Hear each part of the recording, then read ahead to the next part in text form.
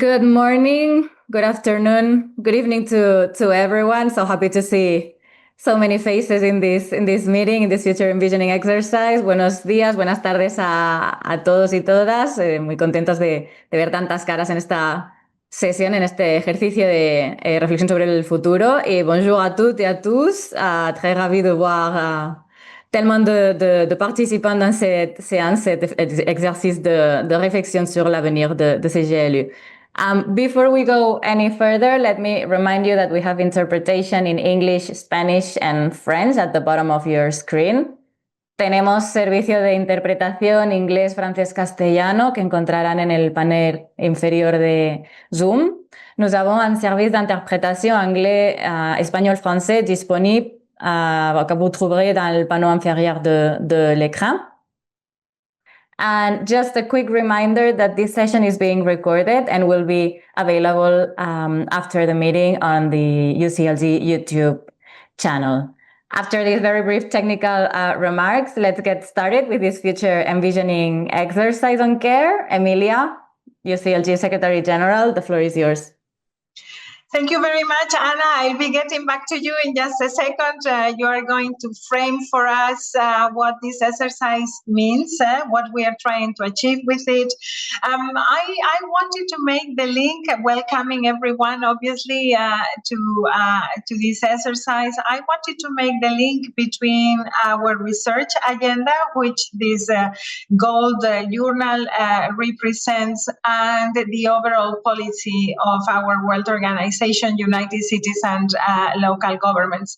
As you know, the Pact for the Future of Humanity that United Cities and local governments adopted in our last Congress in the Young is our strategic reference for actionable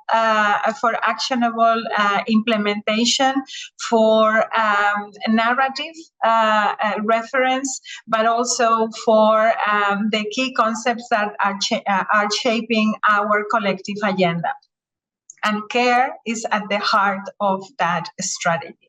For us, care, and you will hear today about some of the findings that we have done in the first phase of our research. Care is indeed an aspiration and an inspiration, but above all, care is the guiding principle, the prisma that will allow us to define the local service provision of the future, the public policies that our constituency is responsible for. And this is why linking the type of evidence and research that we know exists at local and territorial level with the aspirations and the visions of our membership is very, very important.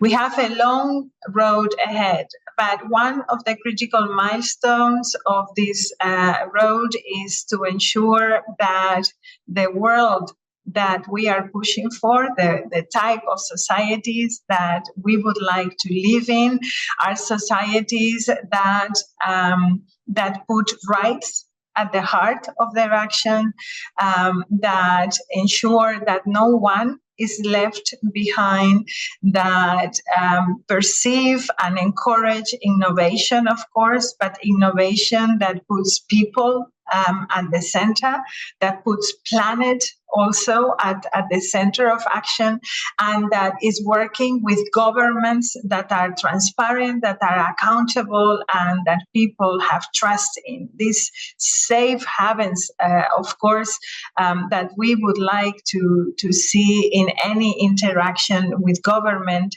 is what a caring society would need to ensure.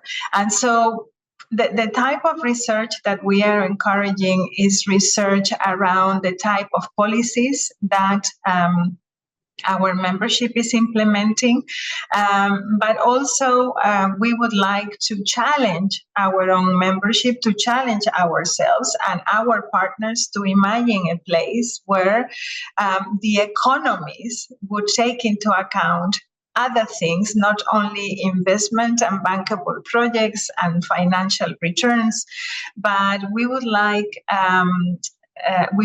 to to define a new economy of care.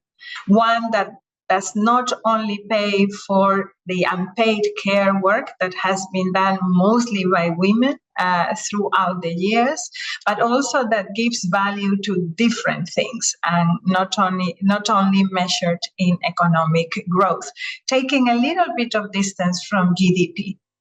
If we want to put that in the agenda and we want local service provision to be the reference to do this, then we need to define new service provision, we need to define new essentials, and we need to put care at the heart. So with you today, what we want is to ensure that the second phase of our journal is enriched with practices, with realities from the different members of UCLG. That's what we're trying to do here today.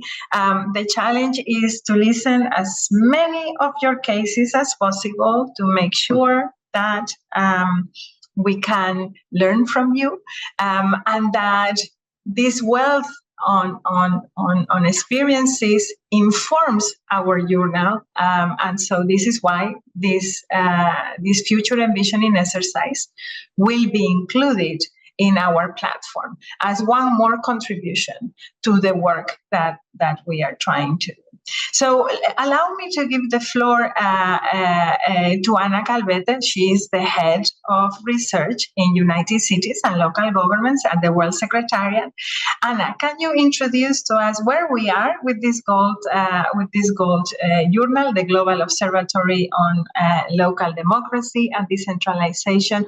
Which stage are we in, and how are we framing this work? Sure, thank you, Emilia. So let me maybe start by saying that something that you have already mentioned, which is that at UCLG we understand research not only as an academic exercise but also as a political tool. And this GOLD VII process focused on the economies of equality and care. We think it exemplifies this approach because it's both a research and a policy and advocacy effort rooted in the conviction that care must be central in how we organize our societies, our economies, and our public institutions. So in stage one of the process, which went from last year until March 2025, over 50 contributions from more than 15 partners from around the globe were gathered and published in this multimedia journal that you were mentioning, Emilia, showcasing how care can serve both as an aspiration and an inspiration to build more just, inclusive, and sustainable territories. So we had very different contributions from different backgrounds, different policy related to different policy agendas. We had contributions that reflected on what is care and why do we need cities that care and territories that care, which had as entry point democracy, like participatory budgeting.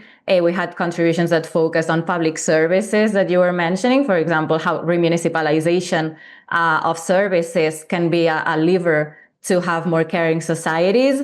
We had other contributions focusing on safety, public safety, on peace. So it was kind of a myriad of different entry points that related care to the well-being and the sustainability and the reproduction of life and our planet over what we would say profit.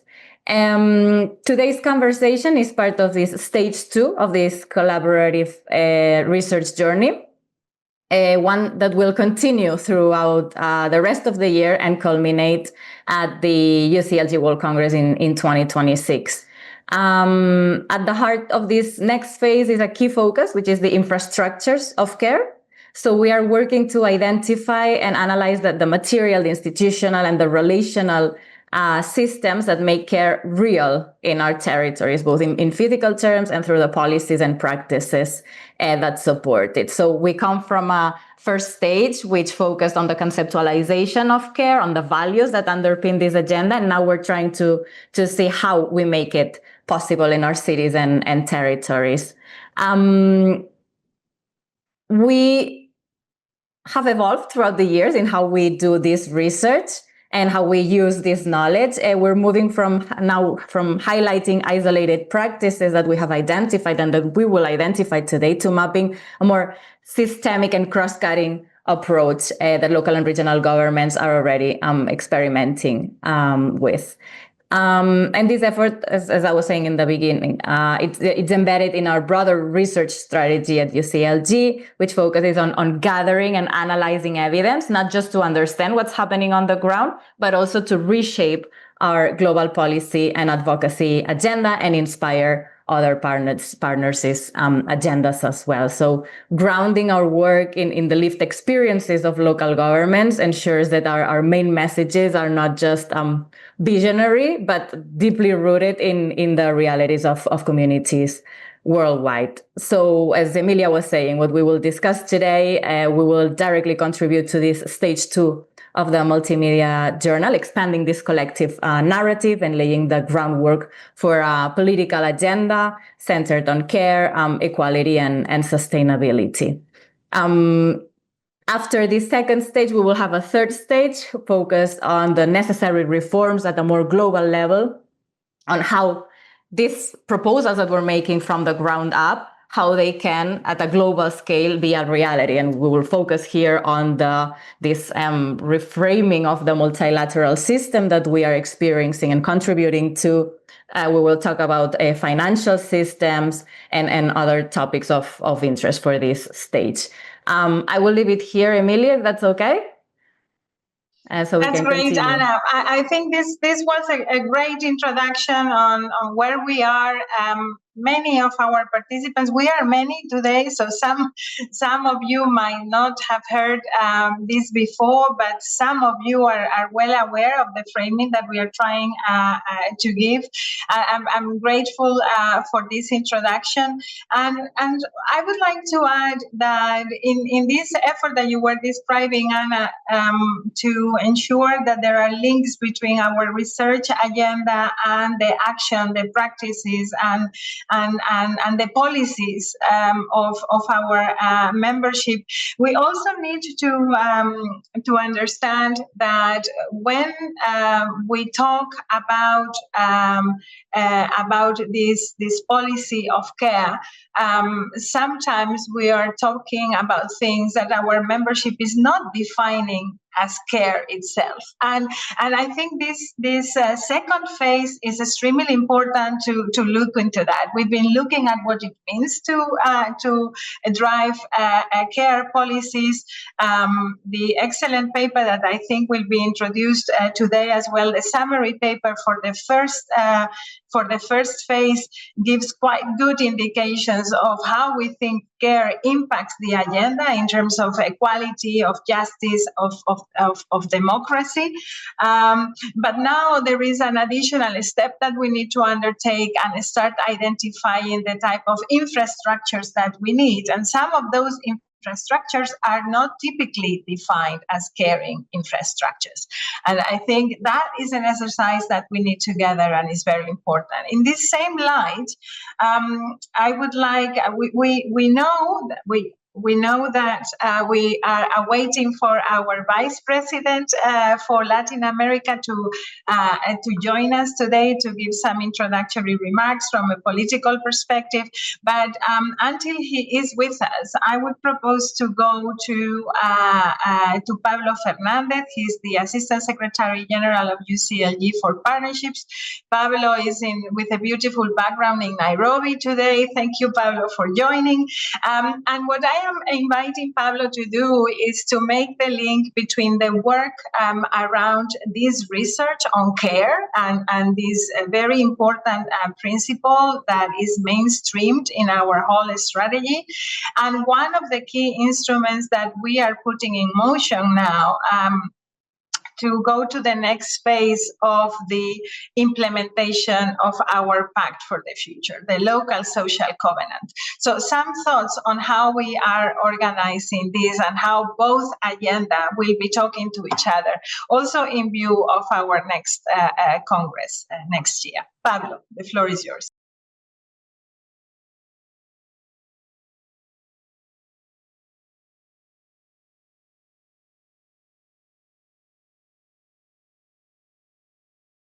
We did have a little bit of a delay. Thank you, Emilia. Good. Go. And please bear with me because our connection is not so good here, but greetings from Nairobi to everyone. As Emilia was referring, what we are trying to frame is the next phase of what we understand is the local multilateral system. And within this local multilateral system, we are being coherent to what we are calling for the United Nations and other multilateral spaces to be inclusive and to be networked. So we are going into a second phase of our cities are listening strategy, the town hall that was launched in 2019 in our Durban Congress, which is our structural political space and dialogue with organized civil society and other stakeholders. We are guaranteeing to bring the voices of our peers in the United Nations system, the NGOs, and the civil society to advocate to our own constituency as well. So what we are taking as an advantage is this year's convening of the World Social Development Summit to build what we launched during the U20 in Brazil in November of 2024, which is the local social covenant, which is what Emilia was referring to as our renewed strategy towards the Congress. The local social covenant is a political space that has three axes, three ways of engaging. One is high-level political commitments that will be the highest commitment of our own constituency coming from recommendations of our town hall on 9 pillars such as housing, food systems, local finance, public health, the new essentials, and others that you will see in a video later. The actions, which is actions for our present and future generations. Everything that our constituency is doing, including those that Anna was referring for GOLD on caring systems, and those public policies that should be fit for purpose for the generations to come. And finally, doing a mapping of all the multilateral strategies that are doing, and we call multilateral strategies because we understand multilateralism as a platform and as an umbrella of different multilateral spaces that are bringing about this transformation. And for this, we are putting ahead also three cross-cutting strategies or axes. One is anti-discrimination. We are having affirmative actions for non-discrimination in each of these places. The other is a formal youth engagement mechanism, including young elected officials, young local elected officials, but as well, active youth participation. And finally, the care as an infrastructure, caring systems to achieve all of the access. We can no longer talk about housing without talking about care infrastructure. Same with food systems, public health, culture, and all the three thematic commitments that we will be bringing about. Everything that we are saying will be, of course, anchored on a human rights perspective, building on local democracy, and finally, having, of course, public service delivery and the public services call everywhere we stand as the component of where we stand. So this is what we call the local social covenant. It is the town hall. Many of the colleagues who are building on the GOLD report are as well taking part of the town hall for many years. We are recommitting with all their but as valid as ever concepts such as the right to the city, the protection of the commons, subsidiarity, and rebuilding trust. And we are bringing about a new generation of essentials, which is what we call the new public service delivery. We know that it may sound abstract, but it is a firm strategy with key access, and it is bringing everyone that wants to build on the social covenant to be in our table, because the local and regional government's table is fit for everyone who is committed to our values. I would leave it here, Emilia. Looking forward to welcome many of you in Nairobi, including yourself, and happy to be in this exercise. Well, thank you very much, Pablo. Indeed, on my way tomorrow to Nairobi, and we are going to watch a video that I think gives you a little bit of background and consolidate some of the ideas that Pablo has shared with us. I want to highlight the importance to consider the local social covenant as an important instrument for a structural dialogue throughout the constituency and beyond. And I think the and beyond part of it is what gives it a lot of value. We are trying to enhance the capacity of the original town halls from consultation mechanisms to integrated mechanisms in UCLG policy making. And I think it is relevant to consider that our partnership with civil society is extremely important to do that. And some of the key alliances that are here with us today, like the Global Alliance of Care, institutes like IIED, colleagues from the platform on Right for the City, all of our sections, in particular Metropolis, because they have a very strong focus on care, but also Mercociudades and others. It is this ecosystem that is going to guarantee the implementation of the instrument and hopefully ensure the force, the ownership, and the identity of the policy that will come out of it and hopefully be ratified by our Congress next year. So let us watch that video now and helping to consolidate some of these ideas. Thank you, colleagues.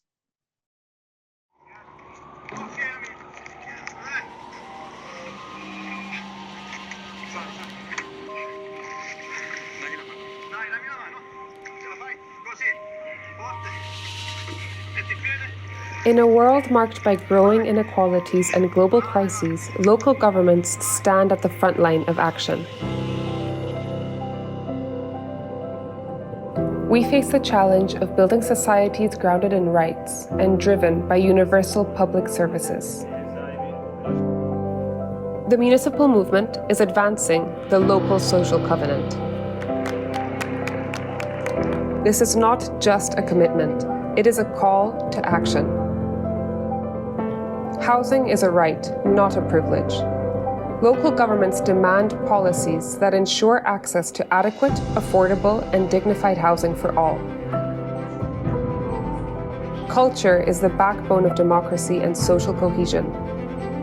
We fight for cultural rights as a pillar of human dignity and collective memory. Without strong local finances, there is no local democracy. Fiscal justice and direct access to resources are essential to deliver public services that leave no one behind. The climate emergency is a human rights crisis. We must act locally to ensure a just transition that protects communities, ecosystems, and future generations. Health is a public good, not a commodity. We champion universal, community-based health services to guarantee care for all. Care, digital rights, time, and cities after dark are the new essentials. Cities and territories are reclaiming public services as foundations of democratic societies. Peace is built in our streets, in our neighborhoods, in our communities. Local governments are key actors in conflict prevention and fostering social cohesion.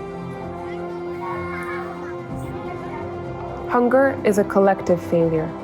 We need territorialized food systems that guarantee access to healthy, sustainable, and locally produced food. The local social covenant secures political commitments to guarantee these fundamental rights. We are developing sustainable, concrete solutions that address today's challenges while securing a just future for the next generations. We bring local voices to global tables, ensuring that cities and territories shape international agendas through our diverse and interconnected multilateral strategies.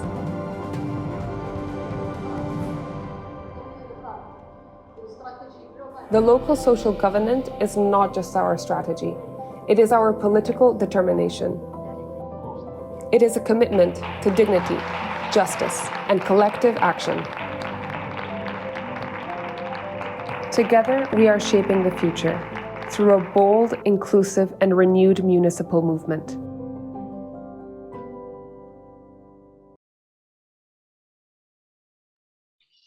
Well, I love this video. I hadn't seen the final version yet, and I am so happy to see all of these images are part of our work. All of these images are part of the things that we go through with members, all of those moments that we share. I hope you enjoy this and that it helps us to define what we are trying to do. Happy to share this video with you and for you to make it known to others when you're trying to explain what you do participating in a movement like ours. So thank you very much, Tim, for this. And I am very happy to introduce our Vice President for Latin America, Fernando Gray, the Mayor of Esteban Echevarría. Fernando, yo sé que los intendentes siempre estáis muy ocupados y por eso te agradezco mucho, con especial cariño, que estés aquí con nosotros hoy. Muchísimas gracias, de verdad. Te doy la palabra. Bueno, muy buenas tardes a todos y todas. Un especial abrazo para ti, Emilia, y para el equipo del secretariado por la organización de este momento de reflexión. Es un gran honor participar de este panel organizado por CGLU, vinculado a cómo los gobiernos locales y regionales construimos ciudades que cuidan. El desafío de cumplir con la Agenda 2030 exige que nuestras ciudades sean cada día más resilientes, armónicas y sostenibles. Sin duda, estamos atravesando una etapa fundacional para el municipalismo regional y global, cuya centralidad en el camino hacia un desarrollo inclusivo y equitativo es indiscutible. Nos encontramos en un contexto inédito en el que los gobiernos nacionales deben enfrentar múltiples crisis solapadas. Es en nuestros territorios donde estos desafíos se viven de forma cotidiana. Por ello, las ciudades debemos fortalecernos para actuar con rapidez y eficacia, mejorando nuestros modos de vida. Entiendo que debemos continuar trabajando para consolidar la cooperación, generar nuevas vías de financiamiento y proteger los bienes comunes, al tiempo que luchamos contra las desigualdades. Desde Mercociudades sostenemos que los cuidados ocupan un lugar central en el compromiso político y en la capacidad de incidencia de los gobiernos locales y regionales, aún más en el marco de nuestra Agenda por la Igualdad hacia Beijing +30.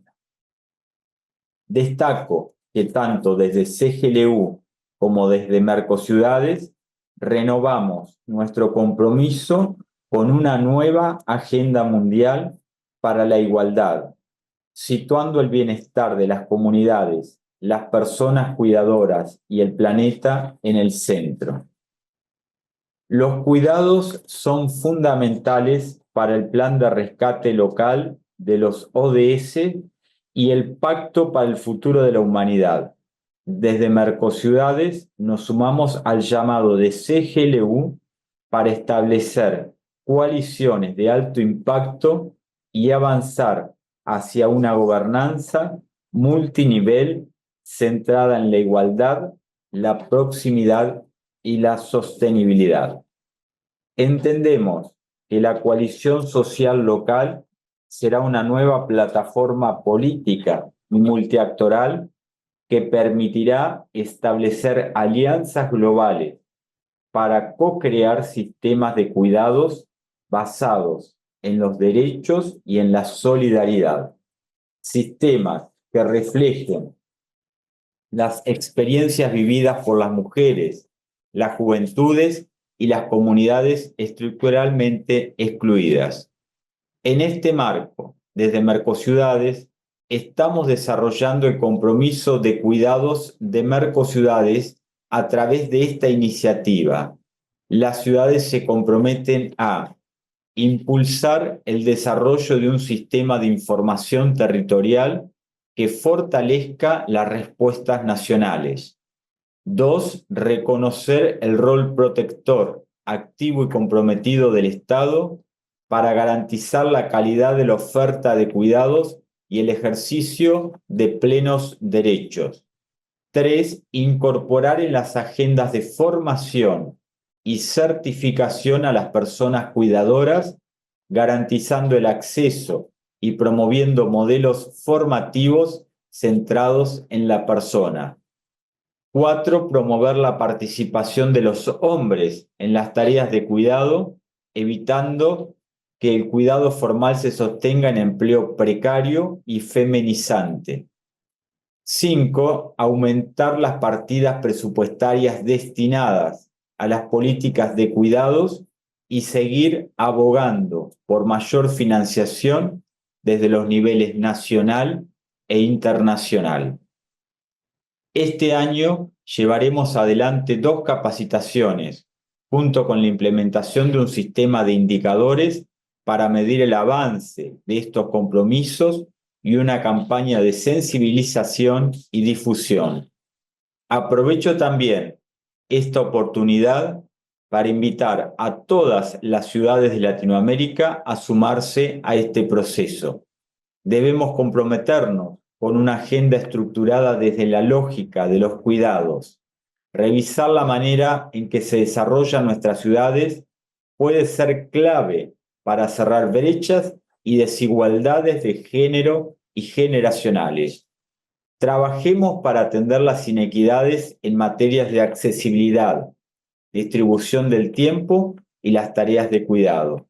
Repensemos nuestros diseños urbanos en función de ciudades que cuidan y colocan el bienestar, la sostenibilidad y la igualdad en el centro de sus prioridades.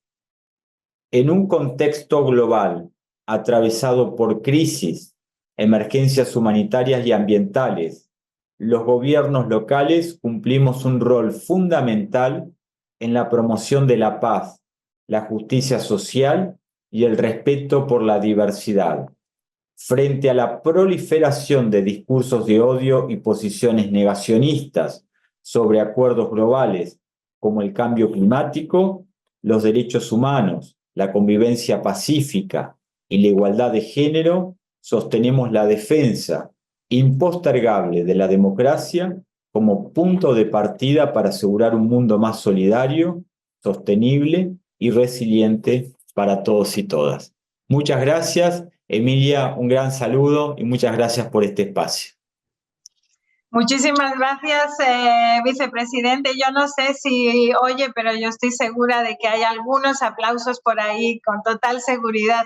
Y me encanta recibir de nuevo la confirmación de ese mandato, ¿no? De ese mandato para seguir haciendo una agenda propositiva desde este movimiento municipalista que nos une. Porque es verdad que en este momento de crisis que están interconectadas, yo creo que realmente poner los cuidados en el centro, el desarrollo de un nuevo contrato social nos da un propósito renovado para esa transformación de la humanidad que necesitamos. O sea que muchísimas gracias por haber dado aquí en viva voz ese mandato político al ejercicio que estamos haciendo.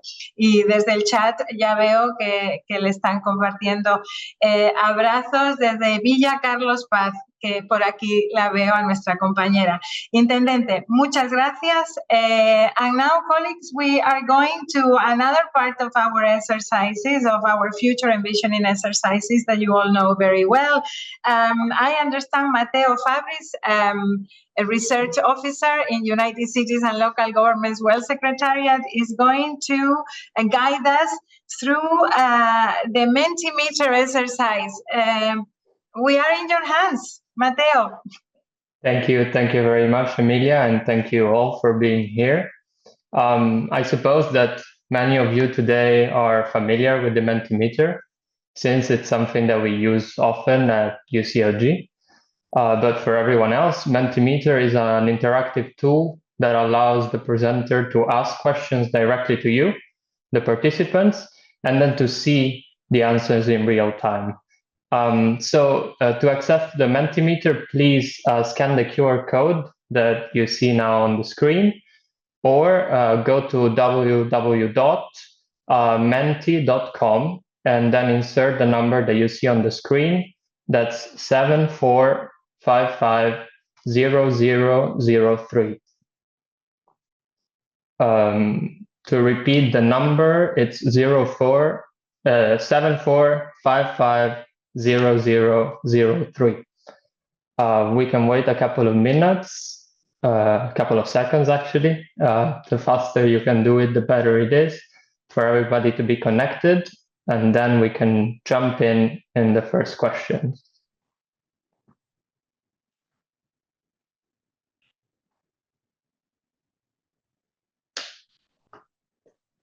Okay, so the first question that we want to ask you today is what word or idea comes to mind when you think of care? You can write up to 3 questions, and then they're gonna up to 3 answers, and then they're gonna be visualized here in a word cloud. The first I see is human need. Then we can find network, society, support, but also service, transformation. Now they're pouring in protección, protection, family, women, equality. Seems to be very central, this idea also of community, support, embrace, proximity. We can see a lot of different spheres here. We can see some more emotional spheres, some more service spheres, some social groups also that are particularly connected to care, such as women. But we can also see that care is connected to society as a whole, and so it's not an individual or private thing. We can see time coming up. We can see, of course, several mentions of human rights. We can also see that it's a necessity. Care is a necessity that everybody, sooner or later in their life, has. And so from UCLG, for instance, we're trying to push this idea that's very, very collective of care, that everybody and not only vulnerable groups need care. And now to go to the second question, we ask you from 1 to 10, how much do you think that care contributes to these 3 statements? You can indicate on a scale of how much you agree or disagree with these statements. That are that care contributes to making more sustainable and resilient territories, to more democratic territories, or to more just and inclusive territories. And so far, I am seeing that care really contributes to all 3. And this makes me very happy, and it makes us really glad at UCLG, because we believe that when we think about care, and we can see it from your answers here, care is not just a sectoral issue, a sectoral concept or a domain, but rather a cross-cutting lens that can be applied to local governance or to regional governance to really improve the delivery of public services and to really cater to the needs and to the aspirations of all people. And this is extremely interesting that you indicate that it's really crucial to all of the 3 dimensions. And I think this really shows that you're ready for this session. You're ready to uncover the infrastructures of care, the strategies that cities and territories put in place to advance care. and also then later to discuss this concept and see how we can advance it together. So thank you very much. I will give back the word to Emilia. Thank you very much. Thank you very much, Mateo. Good job. I do feel that we are preaching to the choir in this session. Of course, they are very committed to care. It gives you a good feeling, however, to see how care is starting to be understood in spaces that might not have been the typical ones, as I was saying at the beginning, and we see it relevant in the different aspects of the work of local government. So thank you very much for this interactive exercise. I leave you in the good hands of our head of research, Anna. We trust in you the continuation of the session. Thank you. Thank you, Emilia and Mateo for this interactive exercise, which I think was very interesting. Let's move on with the session. The next block is called Entry Point, and in it we will invite two well-known colleagues for UCLG research and UCLG in general. It's Camila Cociña and Paula Sevilla Núñez. They work at IIED, the Research Institute in London. I say that they are well-known because they were part of our steering committee in the production of the GOLD VI report, which was on pathways to urban and territorial equality. And now in this GOLD VII process, they have also a very important role, which is to gather all of these contributions, these 50 plus contributions from stage 1 that I was mentioning at the beginning, and also in the upcoming stages, analyze them, systematize them, and come up with a shared vision of first what was care and how we understand care and which values underpin this agenda. And now what they will do is to better understand which infrastructures become essential to continue advancing this agenda of care. What they will do now is to explain what infrastructures of care mean, continuing with these interventions that we have had since the beginning of the session. So what I will do now is just share the floor to them, and also with the support of a PowerPoint to make things more visible and understandable. Camila, Paula, it's a pleasure having you here. Thank you so much, Ana. Thank you, Emilia. Thank you to the entire team at UCLG. It's a pleasure to be here and always cooperate. Es un placer. I'm going to speak in English just because the document was in English, and so it's easier for me, but I'll try to speak slow for the interpretation. But my name is Paula Sevilla. I am a housing justice researcher at the International Institute for Environment and Development, IIED, along with my colleague Camila, who will come a bit later on.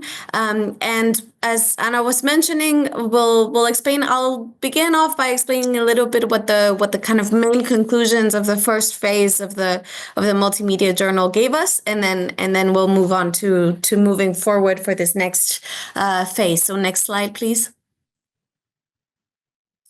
Thank you. So as Anna was mentioning at the beginning, the first stage of the GOLD VII process concluded with more than 50 contributions from different partners organizations, and that provided a collective reflection on how care can improve regional and local governance. And this is all available in the Multimedia Journal. And at IIED, we had the pleasure of working on a conclusion piece, so reading all these contributions and trying to provide a bit of a summary of what this GOLD VII journey gave us until this point. So the main conclusion, the main idea is that cities and territories that care enable transformation and reparatory processes that put people and the planet at the center. And they move beyond purely market logics to prioritize collective well-being and shared prosperity. And so some of the crucial aspects to consider about care and local governments is in the next slide, where we talk about how cities and territories that care have proved to be more just, more equal, and more democratic and more sustainable. So in aiming to ensure I'll go fast through this because, of course, we're going to focus more on the next phase. But you can read the summary document. But basically, these three areas. First is in aiming to ensure the well-being of all populations. Tackling inequalities is a key priority of caring cities and territories, and there are multiple ways in which they do this, by reaching people, by reaching communities, by reaching territories and marginalized spaces within the territory. But cities that care also ensure that the needs and aspirations of diverse populations are met through democratic and decentralized forms of decision-making, and recognizing not just the participation, but also meaningfully engaging communities. And thirdly, the most effective caring approaches also foster environmental sustainability as they recognize and act upon the interconnection between people's well-being and their relationship with their environment. So caring approaches really invite us to rethink how we care for people and the planet. And ultimately, when care is mainstreamed across these sectors and includes all social groups, then local governance becomes more efficient and fair. So this commitment that local and regional governments have expressed to care represents a crucial opportunity to undertake bold steps towards securing the well-being of all people. And from the many contributions, and of course from all your experiences, we know the ways in which caring local and regional governments are already working through this. And so in doing so, caring cities and territories respond to the need to renew the social contract and restore the role of the public, and prioritize innovative public service provision, what we're thinking of in this space as the new essentials. So now moving on to the next phase of the research process, I'll give it over to Camila to walk us through care infrastructures of care. Thank you, Paula, and thank you, Anna and Emilia, and everybody who is here today. So yeah, as Paula said, these three categories that we also share now in the Mentimeter were really emerging from the contributions that responded to this question of what do we need caring cities. That is what we did in stage 1 of this GOLD VII process. And really what we are doing now together with the GOLD team is to shift the conversation not only of why do we need cities that care, but also how do cities care. And the proposition here is that the way in which we are going to be looking at that question of how do cities care is asking what are the necessary infrastructures for cities to care. And the word infrastructure, of course, is a word that can have many meanings. And what we are trying to do starting today really is to build together a definition of those infrastructures of care in a way that really reflect the complexity and the multi-level kind of engagement that cities and local and regional governments have when they care about their populations and the planet. So if you go to the next slide, and this is a very kind of short, a few ideas to kind of have as entry points, because this is something really that we are going to be kind of building together, are a couple of provocations with these two kind of key questions. One has to do with why to promote the idea of care infrastructures. First, we think that talking about infrastructures provide an opportunity to shift the focus from individuals to systems and collective efforts of care. And that's something that I think UCLG has been doing quite kind of emphatically by putting the idea of care as a kind of, as a duty, if you want, of the collective efforts that governments take forward. The second one is the idea that infrastructure provide a clear mechanism to redistribute and reduce the burden of care work. That's something that the Vice President from Latin America was stressing so clearly, and I think it's something that is at the core of focusing in this idea of care.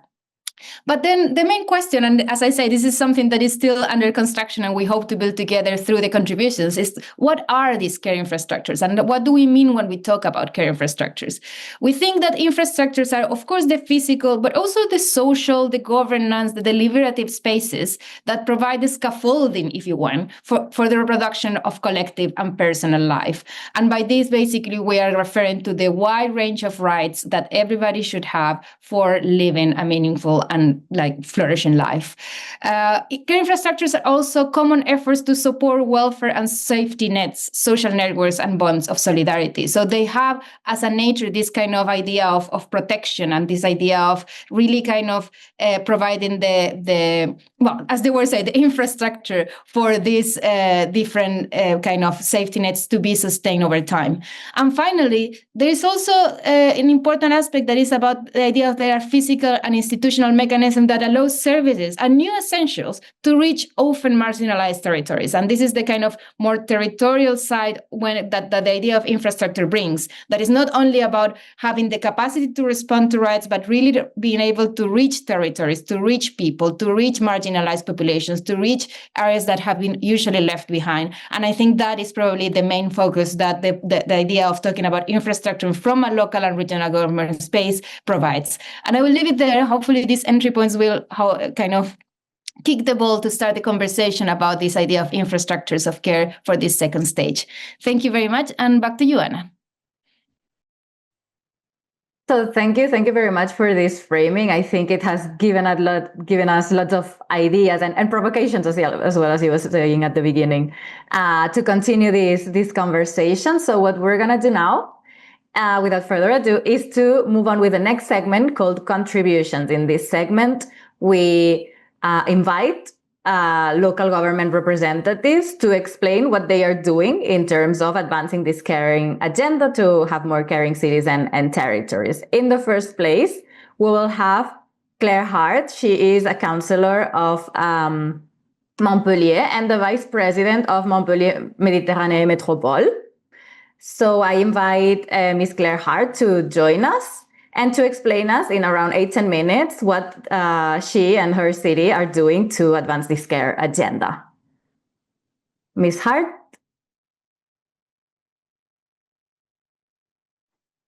Hello, Anna. Hi, everybody. Hi to Emilia and hello to all. Can you hear me okay? Perfectly, thank you. Yeah, can you hear okay? It's okay? Yes. I have some slides, if you have them. You can maybe put them on.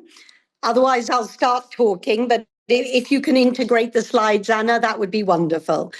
Well, this is a superb question, and I would like to begin by saying that it's a pretty obvious question, if you like, for us, because what do we do as elected representatives? We are here to provide the happiest and the best well-being possible for our citizens, for our local community. That's our goal. That's why we are elected. So the idea of caring for people is very, very much at the heart of all we do. It's very much the center, the hub of the very reason why we decide to be elected, or at least it should be, if I might say so. I'd like as well just to begin by talking about the positive outcome of care. When we talk about care, we're talking about caring and providing care for all the different aspects of public life. We've already talked about this in the introductory notes. I would say housing, food, nutrition, health, transportation, schooling, culture. We've already said that housing is a human right, is not a privilege. This is the way that we're looking at all of this. So all of these rights, if you like, are at the heart of our action. And that's why I love the people and planet approach of UCLG, because it is so very central to what we do. So the positive outcome would be, I would say, greater social justice, greater inclusivity, and a more resilient society. Now, if I was to give you perhaps some examples moving forward in the slides here, I would say that probably the central note would be that when we put care at the heart of our action, both local level and international, we have decided in Montpellier to call our society a child-friendly society or a child-friendly city. Why? Because we believe that when we care for children and when we take into account all of their needs, we're caring for people with disabilities, we're caring for the elderly, we're caring as well for those who are infirm. And we believe that if we really fix our objectives on our kids, to give the kids the best society possible, then we will help everybody. So that's what we're doing at the moment. And to do this, we've joined a wonderful network called Friendly Cities to Children. So what does that mean? It means that we think about all the public space, what we do with children in mind. Child-friendly means at children's height. It means making it safe. It means as well making sure that children feel good in these specific places. It means as well providing playability and enjoyability. So this is the way we think our city. And again, one of the things when we're linking people and planet, one of the things we've done in Montpellier is we have covered our public space with small fountains so that children can go and refresh themselves in those fountains while all the time, at the same time, protecting our environment by bringing the temperature down as a whole in the local area. So this is the kind of thing we're doing. And one of the very important aspects, and I would say this is important for children, but we obviously do the same thing with adults, is to take into account the opinion and the ideas and the projects and the suggestions of our community, be they kids or be they adults. We make sure that when we're going to do something, when we're moving towards a new project, we do it together, hand in hand, with democratic participation by all parties. So this is very, very important for us as well. Moving forward in the slides. Thank you. So one of the things that we're doing, because we believe that learning languages, being open to the rest of the world, having a future forward vision, again, for children is extremely important. And we're very aware that in our societies, the wealthier members of society have access already to this kind of thing. Children whose parents can afford it will pay for extracurricular activities, will allow them to learn English and other languages, whereas the kids whose parents are having more difficulty making ends meet at the end of the month will not be able to do that. So one of the things that we're bringing in at the moment is language training in primary schools from the earlier stage onwards. So that, again, we consider is a way of caring for our kids, making sure that they all have the same opportunities. And this is, I would say, perhaps, and I'm quite sure we all agree with this is really central, is making sure that social determinism is not at play in our city. We know it's very hard to counter social determinism, but we're trying very hard to do so by providing extra accompaniment, extra support for kids who do not have the same opportunities as others. And our aim is that by 2026, we will have a full language curricula, free of charge, completely free of charge, up and running for kids right across the city of Montpellier. So I just wanted to throw that out there because that for us, it might not seem to be part of care, but it most definitely is part of a caring society. Moving on in the slides, please. So when we consider all these aspects and when we consider creating these opportunities for children, can I have the next slide if possible? We're also talking about, obviously the other aspects. And one of the things that we're doing as well is providing a new experimental and fully fledged today social security program for food and nutrition. Now, that is something very, very new. The goal is that we provide healthy, nutritious food, locally sourced food for all of our population. So we've created a number of food distribution points, which people will pay for, but it's income indexed, meaning that somebody who really is having difficulties, and I'm thinking single mothers with children, will not pay very much to procure fresh fruit and vegetables, for example.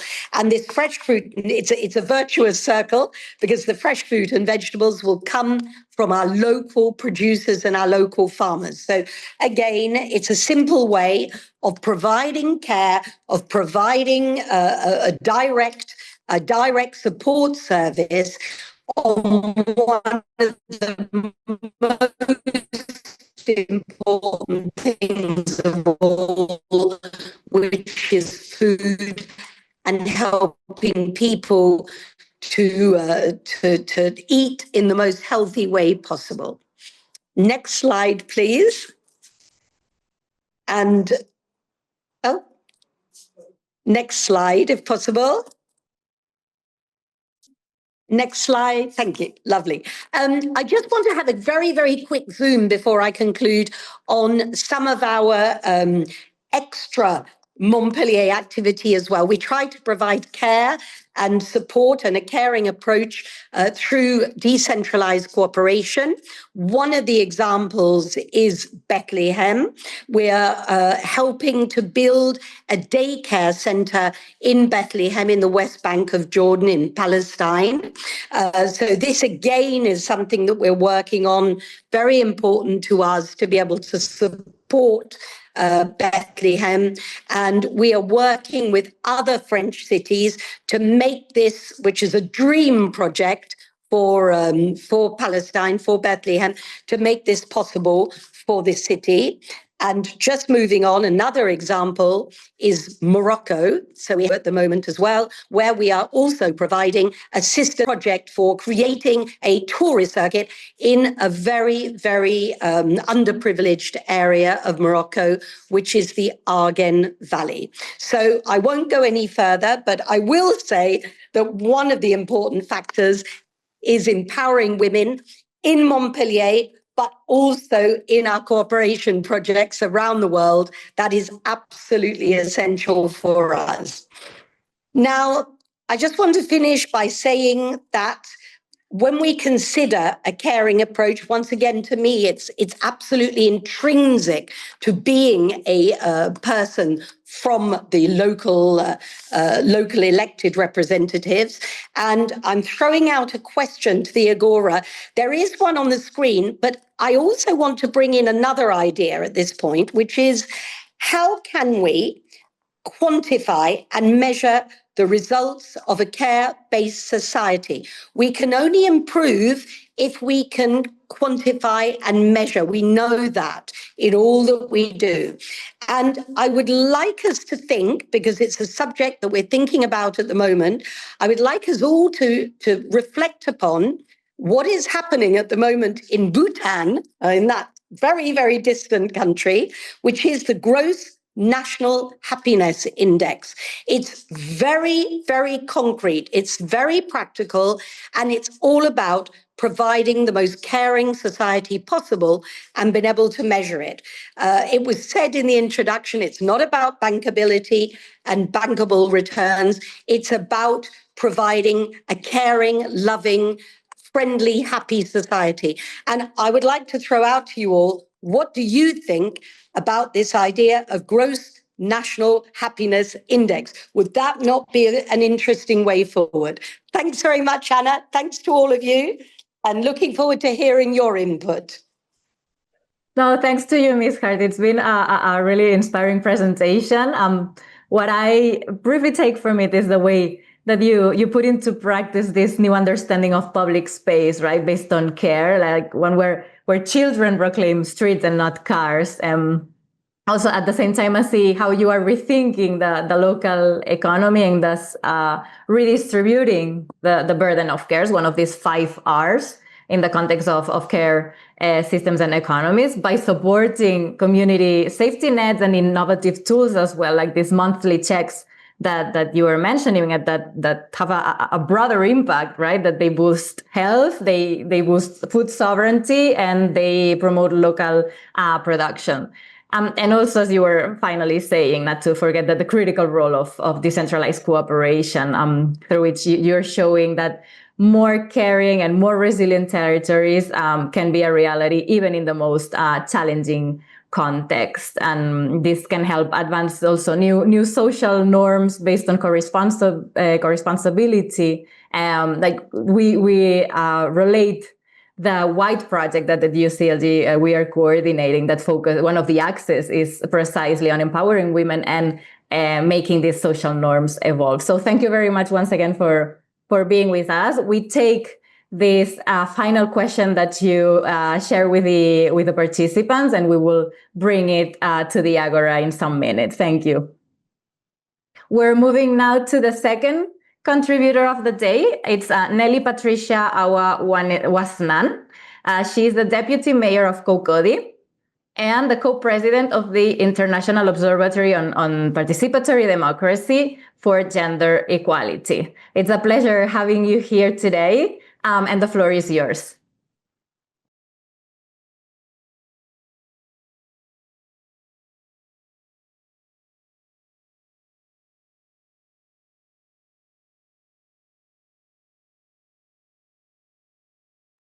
I think there's a problem with the microphone or with the sound. Vous m'entendez maintenant? Oui, parfait. Merci. Alors, bonjour à tous et à toutes. Merci Anna de me donner la parole. Bonjour à Emilia, et je remercie Emilia qui me donne l'occasion là de présenter la politique de la mairie de Cocody, qui est une commune du département d'Abidjan en Côte d'Ivoire, et qui est, disons, la commune la plus aisée du pays. Alors, si on peut avancer sur, voilà. Alors, je vous ai montré là, une minute, hein, excusez-moi, j'agrandis. Je vous ai montré là comment Abidjan, dans la commune, on prend soin de nos administrés, parce qu'on a conscience de l'enjeu que représente la santé pour la population. Et donc, on a décidé de nous concentrer sur certains aspects de la santé, en l'occurrence tout ce qui est santé environnementale, santé physique, santé mentale aussi. Et donc, par rapport à cela, nous avons posé certaines actions. Nous avons, entre autres, rénové et construit certains centres de santé.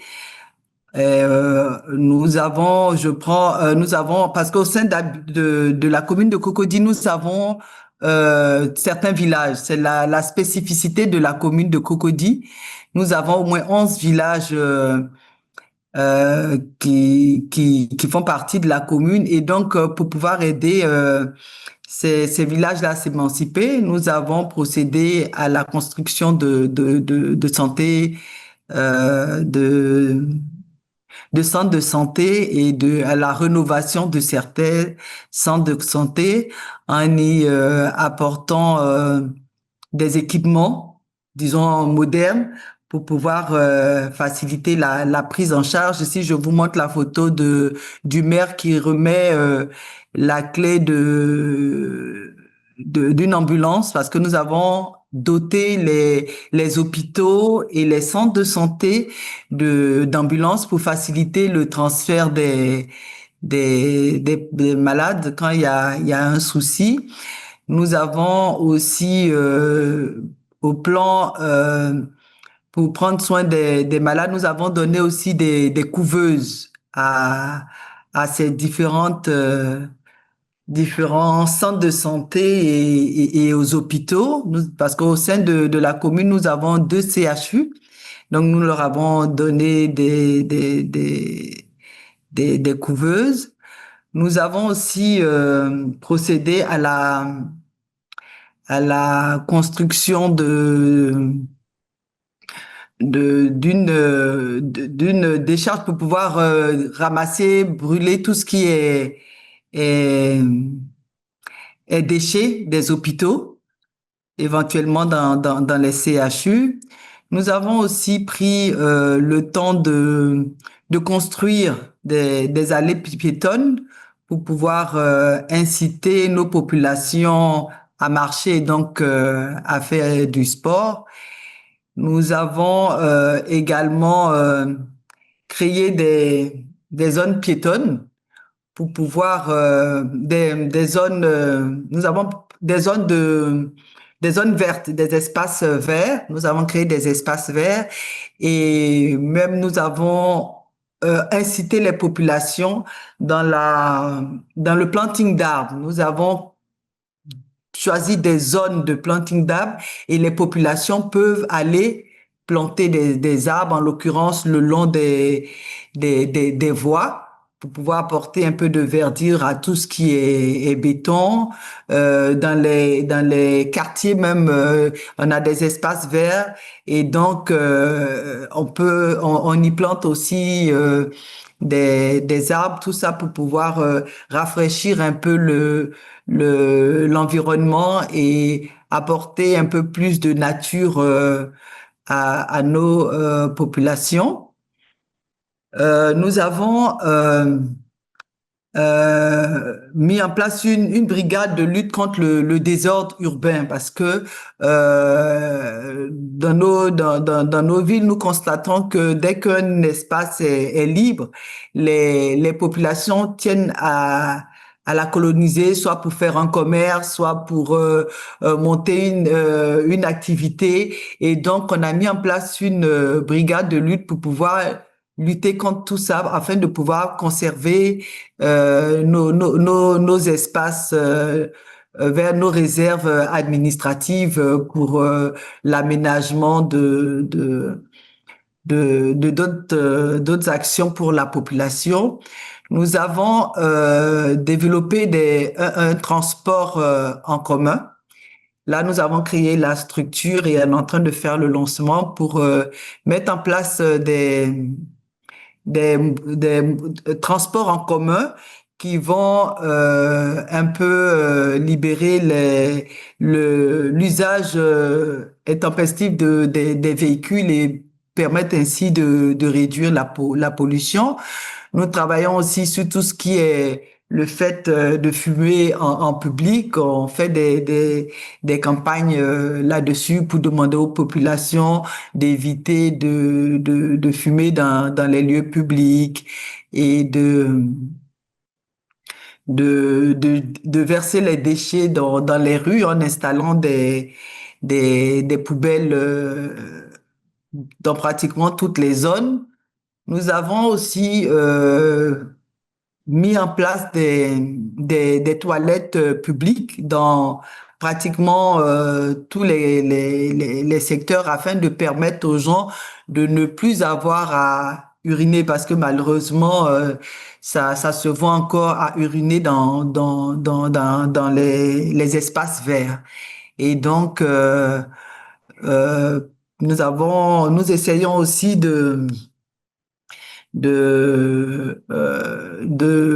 par des campagnes de sensibilisation, d'emmener nos populations à participer à la prise en charge, disons, de leur commune pour le bien-être de tous. Voilà, je pense vous avoir résumé en partie notre contribution et une partie des actions que nous avons mises en place pour pouvoir aider nos populations à pouvoir vivre dans un environnement sain et pour le bien-être de tous. Je vous remercie. Merci, merci bien. Je sais que vous aviez une question à la fin pour lancer aux participants. Je ne sais pas si vous voulez la relancer vous-même. Voilà. Oui. Alors, la question, c'est comment faire barrage aux volontés de certains industriels qui, au nom de la compétitivité, empêchent des mesures de protection de la santé et de l'environnement. Merci. Merci bien pour cette présentation qui illustre bien une approche intégrée du soin. On voit bien ici que prendre soin de la population, c'est aussi prendre soin de l'environnement, du bien-être et de la qualité de vie. Donc ça, c'est bien relié. Et que précisément, trouver des solutions aux problèmes de santé et aussi agir sur les déterminants socio-environnementaux de la santé, non? Mais c'est mettre les personnes en avant, mais mettre aussi la planète en avant. Et vous avez montré aussi comment les partenariats, non? Et la proximité des projets locaux avec les acteurs sociaux sont des leviers essentiels pour répondre aux besoins des populations à travers les soins et le faire.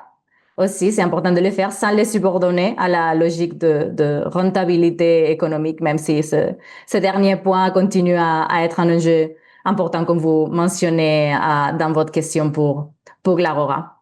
Voilà, donc merci bien pour votre contribución. Vamos a pasar ahora a la última contribución de este ejercicio de visión de futuro. Tenemos a Ana María Aljure Reales, que es la gerente de la ciudad de Barranquilla en Colombia. Ana María, te invito a sumarte a este día y a contarnos qué hacéis desde Barranquilla a nivel de cuidados. Hola, muy buenos días a todos. ¿Sí me alcanzan a ver? Si no me equivoco, no te vemos. ¿Oírte? No, no sí? me ven. No. Un segundito, por favor. ¿Ahora? Ahora sí. Perfecto, muchas gracias. Bueno, a ustedes, de verdad, en nombre de nuestro alcalde, agradecemos muchísimo esta oportunidad. En este momento me encuentro en Madrid, iba ya en un taxi, me bajé para asistir a la reunión porque la tenía programada antecitos. Pero bueno, agradecerles de verdad por esta oportunidad y contarles un poco lo que estamos haciendo en la ciudad de Barranquilla y cómo nosotros podemos aportar y trabajar en equipo con ustedes. Genial. Ana María, solo una cosita, que es que se te ve oscura. No sé si puedes orientarte diferente porque tienes la luz detrás. Genial, ahí un poquillo mejor, sí. Perfecto. Ahí, perfecto. Genial, gracias. Listo, gracias. ¿Podemos empezar con la presentación, por favor? Bueno, nuestra presentación hacia ciudades y territorios que cuidan de y con todas las personas y el planeta. Siguiente, por favor. Incluyete Más es el sistema de cuidado para las personas con discapacidad y sus cuidadores. En Barranquilla nosotros hemos construido un modelo holístico, híbrido y andando para que se articule con el sistema de discapacidad y cuidado. Comenzamos por hacerlo visible para las personas con discapacidad. Hemos trabajado en estos 3 enfoques. El primero, la gobernanza, la inclusión como prioridad institucional. Segundo, la dignidad y reconocimiento, una toma de decisiones, certeza en las personas o centrada en las personas. Y el tercero, unos centros Llégate, que son unos servicios institucionales con la comunidad para el cuidado y la vida independiente. Siguiente, por favor. El vínculo entre su contribución y los cuidados. El cuidado no es un gasto, sino una inversión para construir sociedades sostenibles. Transformamos los imaginarios y las narrativas en la ciudad frente a la discapacidad y prestamos, orientamos y articulamos servicios con enfoque sistémico, con un enfoque sistémico centrado en la persona y en el aseguramiento de sus derechos.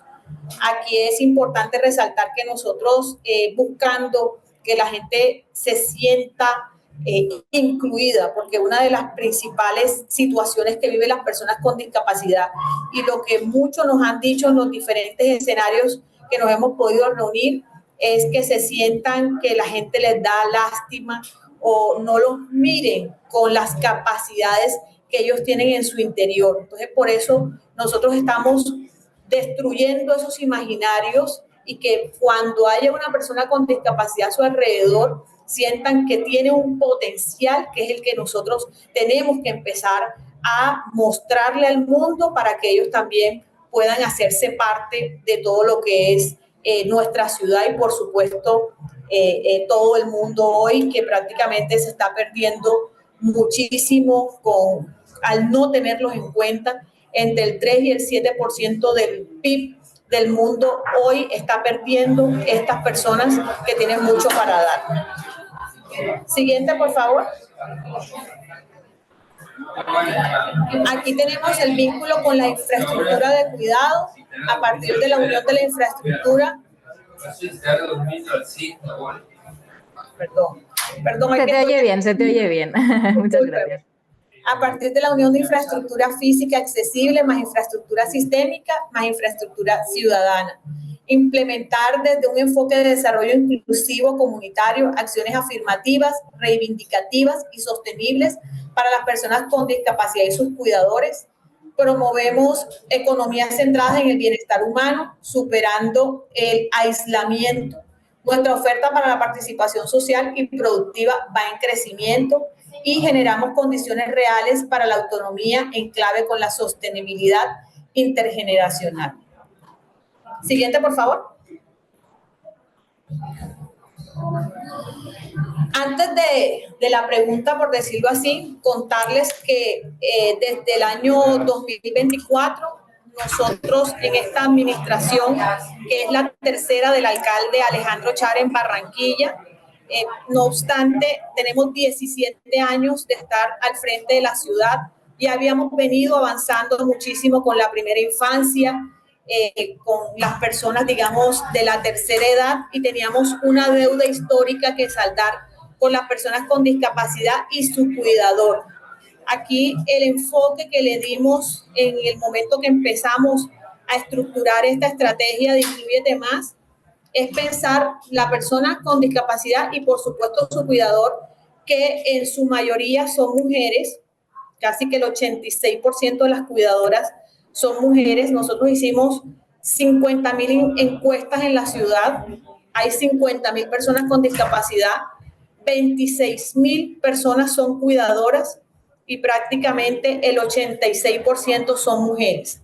Mujeres que tuvieron que abandonar su proyecto de vida, mujeres que tuvieron que quedarse 100% al servicio de esa persona con discapacidad porque no tenía ninguna otra manera de sobrevivir, que por el mismo amor a esa persona con discapacidad también abandonó sus sueños y que adicional hoy le toca hacer, digamos, todos los oficios varios de la casa, cocinar, planchar, hacer todo para que no solamente la persona con discapacidad esté bien, sino toda la familia.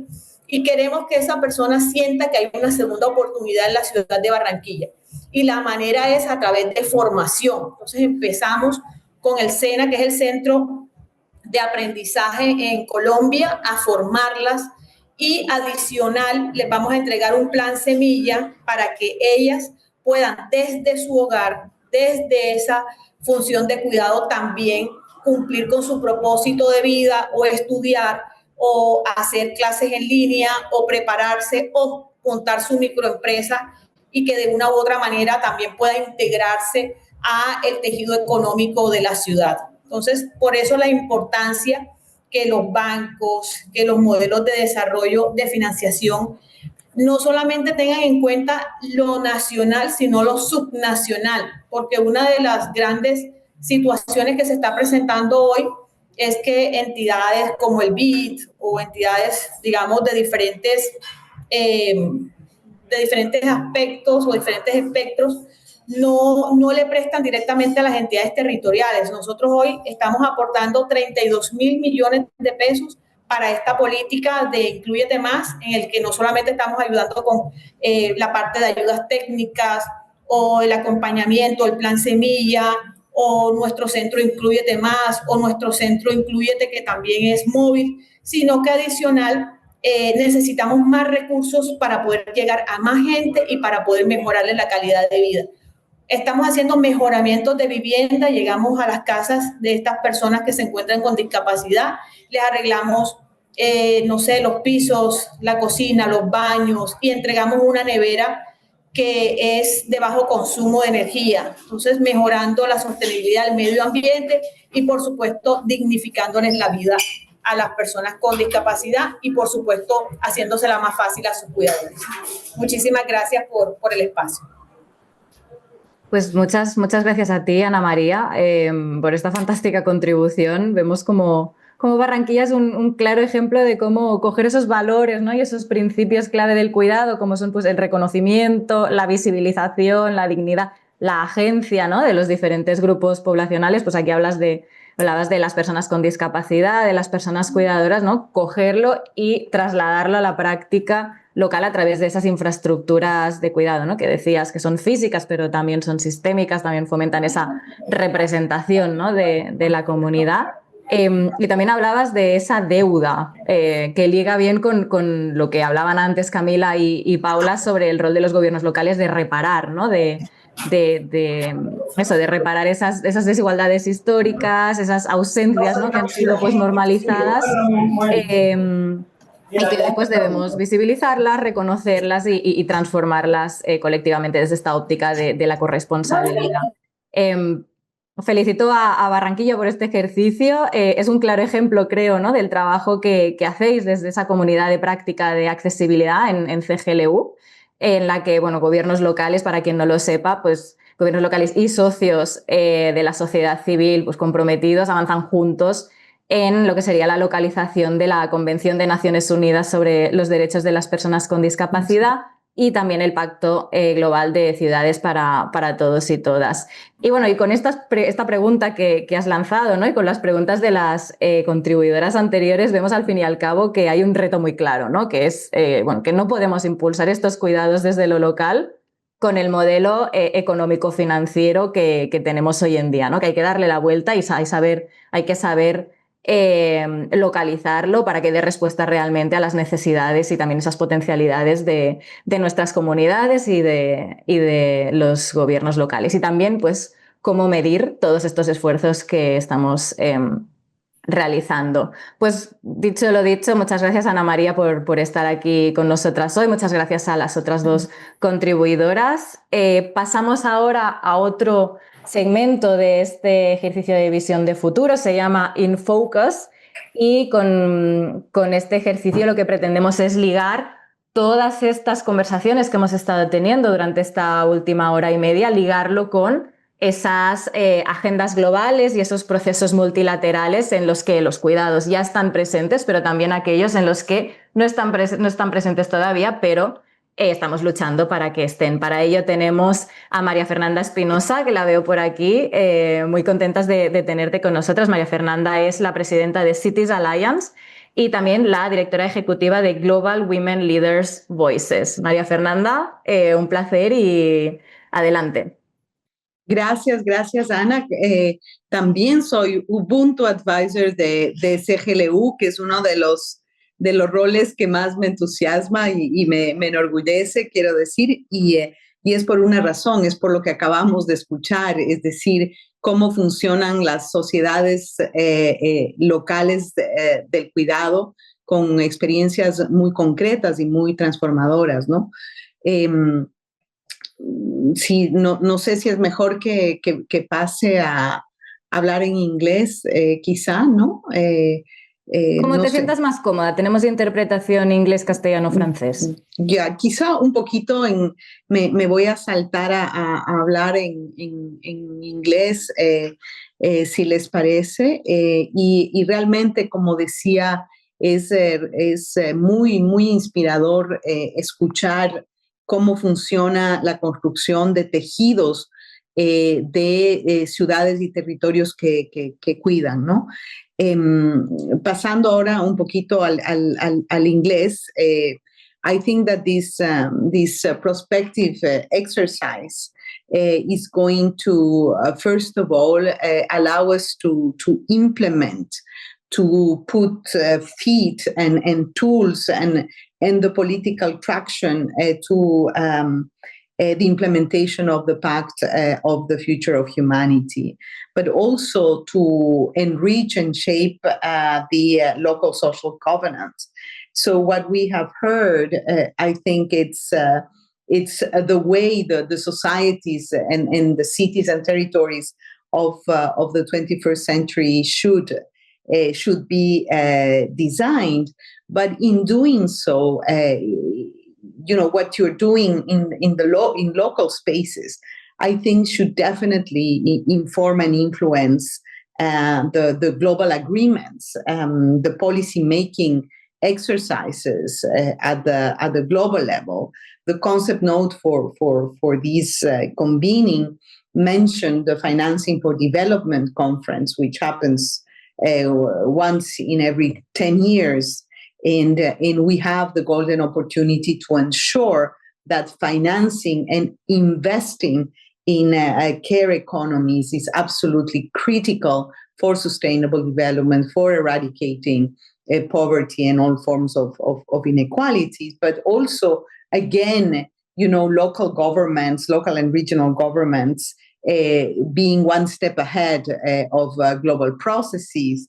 I see also this exercise, the GOLD VII process, and the co-creation of this local social covenant as one of the key contributions of the municipal movement to the World Social Summit to take place next year.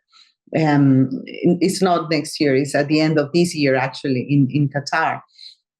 So, but, perhaps a little bit of warning, because here what I hear from you is the critical importance to preserve the public goods. I heard many times the issue of health services, of education, of intercultural dialogue, of youth and women empowerment, of public participation in decision making. And this is, in a way, defending the public, the public good, the public services. And that's what I see that is happening at the local level, but unfortunately is not always happening when you look at nation states, and even if you look at the multilateral space. So local multilateralism is absolutely vital into this conversation. I said just a word of caution. The care has become a little bit of a buzzword in the international scene. So when you say care, you practically, say everything, and you include everything. But here we are really talking about the care economy, the paid and unpaid, this invisible backbone of our societies that, in contrast, I say invisible backbone of our societies when they sustain life and well-being of not only of individuals, but of societies, of economies, and of our ecosystems. So we know and understand that everyone requires care in our lifetimes. And for that, we need to design properly financed comprehensive care systems. And this is fundamental for all persons, individuals, to participate equally in society and enjoy the fulfillment of the rights. So care and democracy go hand in hand. It is, at the end of the day, about preserving our livelihoods and our life supporting systems. And I think that we all, with what I hear and the excellent research of IIED, that despite its centrality for the function of our societies, care work and the care economy remain systematically undervalued, under-recognized in public policy, always underfinanced in our budgets, overwhelmingly carried by women. And we should refresh our memories and just realize that women are responsible for 2.5 times more of unpaid care work than men. And even in the informal, mostly economy, 80% of the paid domestic workers worldwide are also women. And of course, we know what are the conditions. Lack of rights, benefits and social protections are almost non-existent, low wages, low unionization, increased violence, psychological and physical, sexual harassment, etc. That's what we are talking about, and we connect this with other phenomena like intensive urbanization, the climate crisis. This makes the situation for women and marginalized women even worse. So even we all agree that it's impossible to put a number tag on the intrinsic value of work, but there are numbers out there.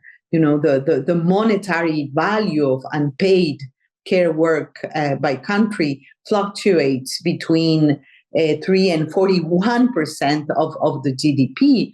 And there are other estimates that talk about $10.8 trillion per year, on the care economy. And in some countries, it's unbelievable, but care work, basically, it's more important than the monetary value of the market sectors, such as manufacturing, trade, or transportation. So this is extremely relevant when we think about macroeconomics and financial planning. So basically, when we talk about the GDP, we know that paid care economy corresponds to around 1.5% of global employment and 380 something, I recall, million jobs about around the world. So this is big in terms of what are the benefits to invest in care work, to connect this to the political participation of women. Let me just share a quick example here that came out in a research that GWL Voices is carrying out with UN Women and UCLG in 6 countries of Latin America. And we identified that caregiving responsibilities are an important obstacle and challenge for female mayors and governors in their access, their exercise, and their permanence in local politics. So we also, looking at care, unpaid, unrecognized, unprofessionalized care work as an obstacle for political participation. So I think that if we address the care crisis, because the care sector and the care economy is in crisis, is centrally we want to achieve social justice, gender equality, sustainable development. And I learned from UCLG and the work that has been, evolving these past years. The beauty is that UCLG doesn't see care not only as a private responsibility, but as a collective public and political priority. I think that this is the vision behind the local social covenant. And this call to action that emerged from the feminist municipal movement and from listening to women caregivers, grassroots actors, local authorities like many of you in this call. Basically, the urgency is, to build and co-create and co-shape a new social contract based on co-responsibility, equality, and human rights, with care at the center. So this call is also backed by evidence and experience. When I listened to what you were sharing and the cases in different parts of the world. So economies of equality and care that UCLG has documented how cities, territories around the world are building these care societies by a redistribution of care responsibilities, recognizing and support unpaid caregivers, invest in public care services and care infrastructure, as we heard from the colleagues of IAED, and of course having care included in urban budgeting and planning. So basically, in closing, I would say that caring societies are not a utopia, are not a deber ser, are nice to have. It is the only way to build democratic, inclusive, and achievable societies. And here I would like to quote, and I have the quotes here, so I read it, carefully, and it's a UCLG quote that I think it makes all the sense of the world. And it's a UCLG feminist municipal movement quote, of course, that says a world that cares is a world that works for people, for planet, and for peace. So the future is caring, and it is local. That is the closing phrase. And I would basically say that all this wealth, intellectual and political wealth that we see, needs and has to inform the global processes. We are looking forward to the Financing for Development Conference in Seville and how this is going to be factored in. But we're also looking at the end of the year World Social Summit. And I really hope to see this energy, these words, and these experiences being translated into this global agreement. So thank you, and over, Anna. Thank you very much, Maria Fernanda. And I think you gave us a lot of food for thought with your speech, and an important global picture of how care is present or also absent in these political conversations of our days at different levels, right?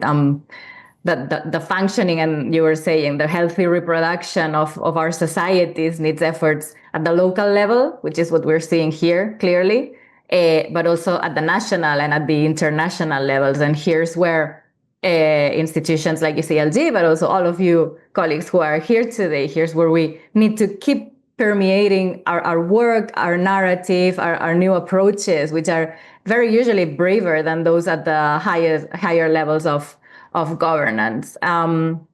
Thanks also for mentioning the research that we're conducting together, which will be presented quite soon on feminist leadership in 6 countries in Latin America, because I think it's important that it shows how care duties, even though in different ways, they affect all women, regardless of their roles in society. They affect those involved in caring for children, caring for the elderly, public workers, and also political leaders.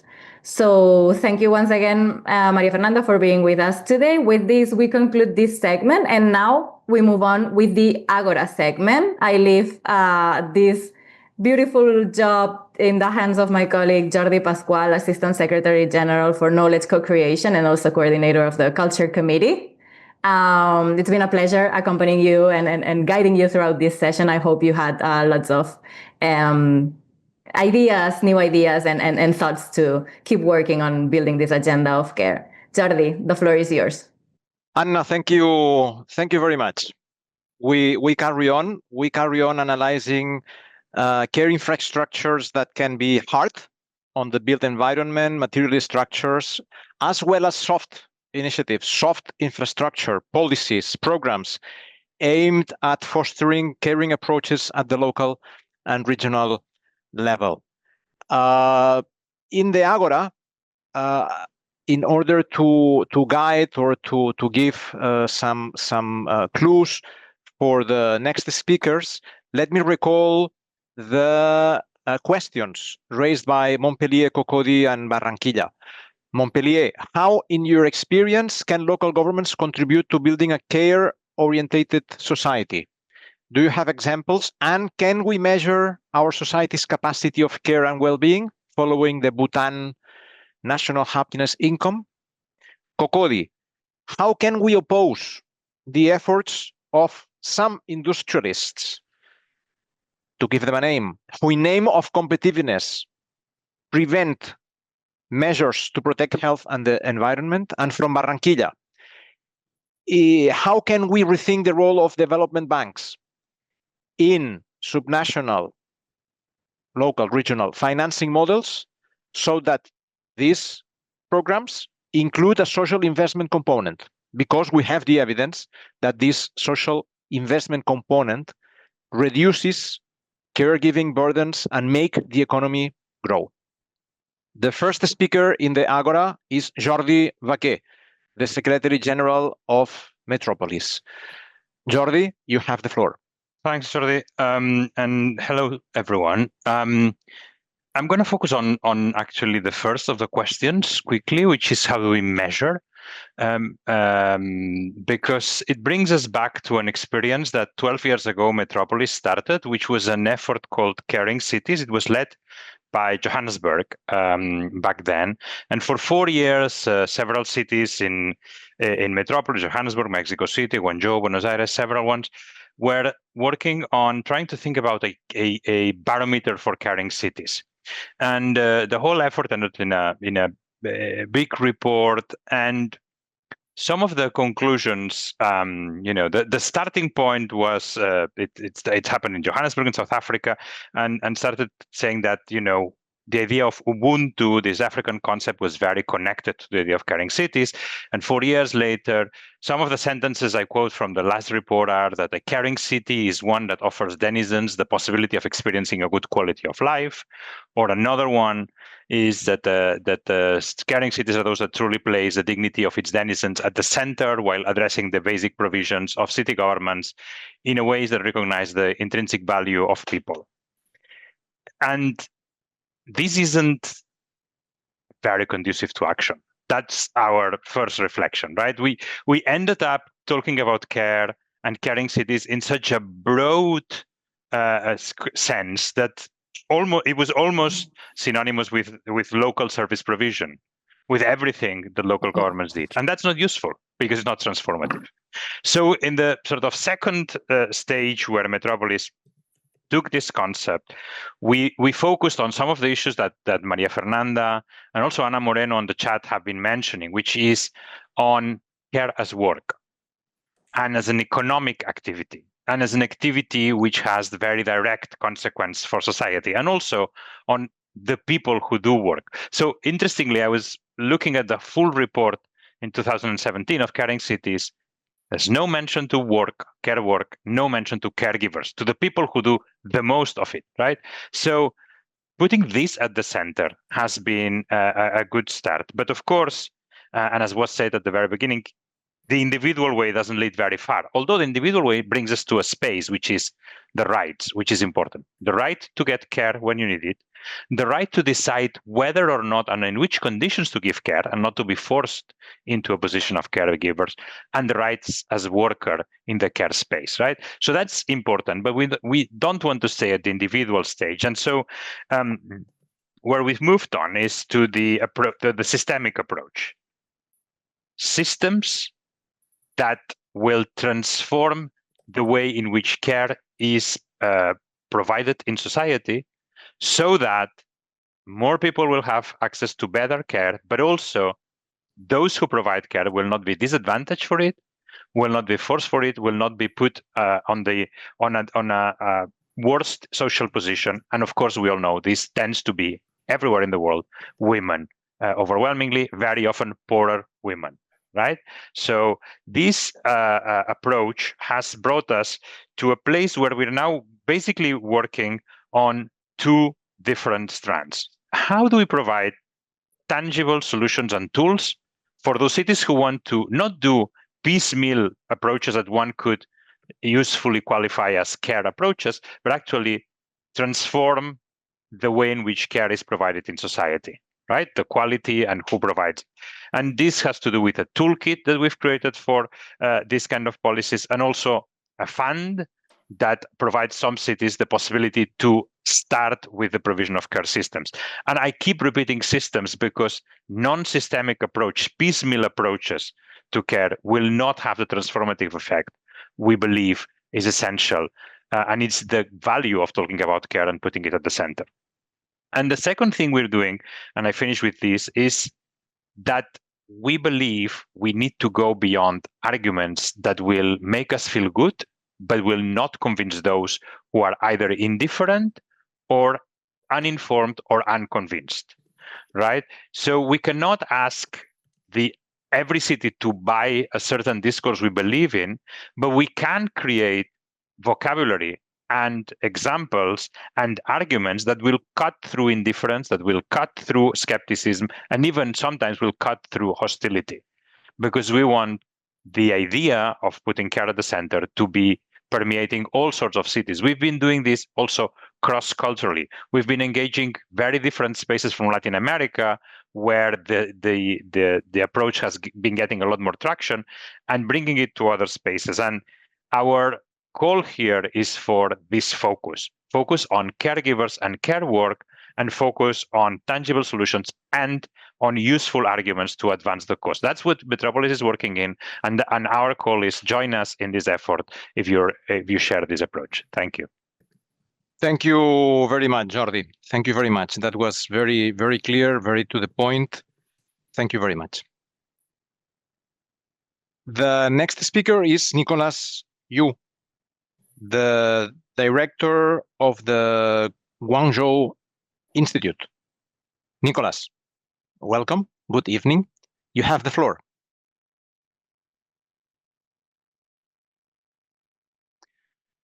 And the time I was giving you the floor, you froze. The connection is not very good. Can you hear us, Nicolas? Can you hear me? No. No? Try now? First, then later. No, the connection is very poor.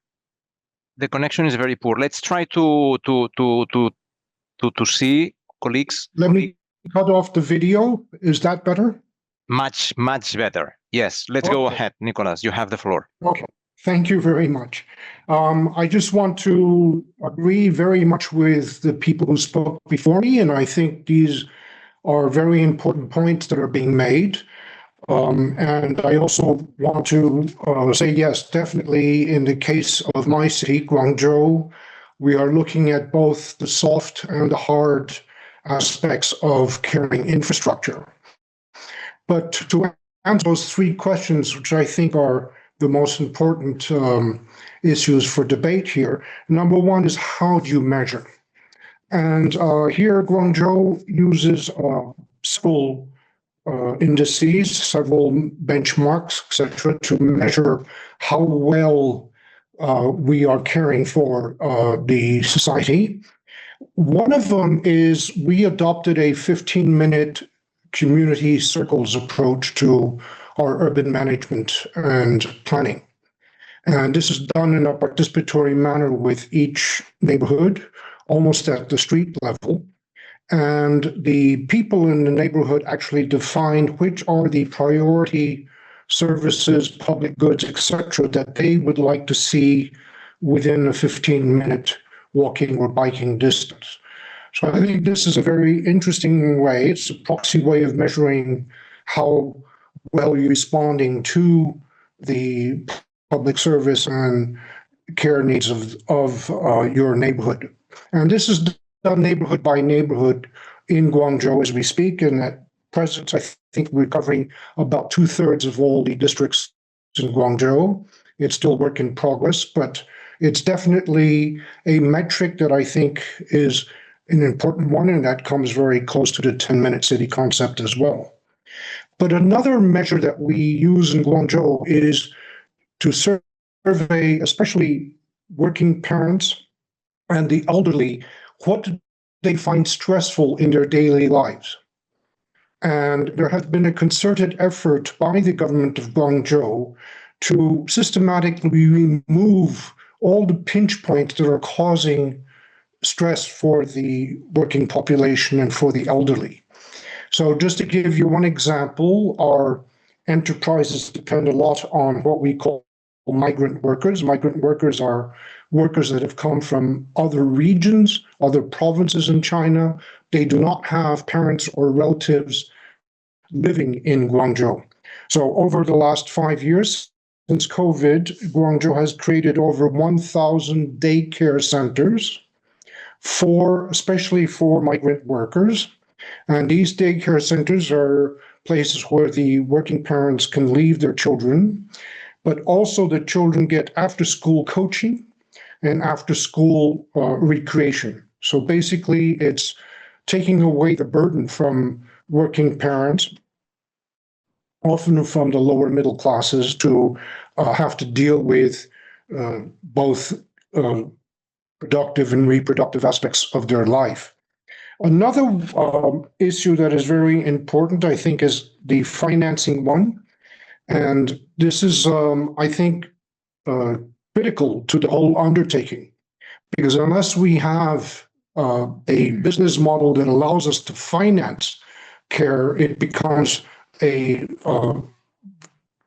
almost unsurmountable challenge. And here it answers also the issue about how do you convince industries to go green and to go be more caring.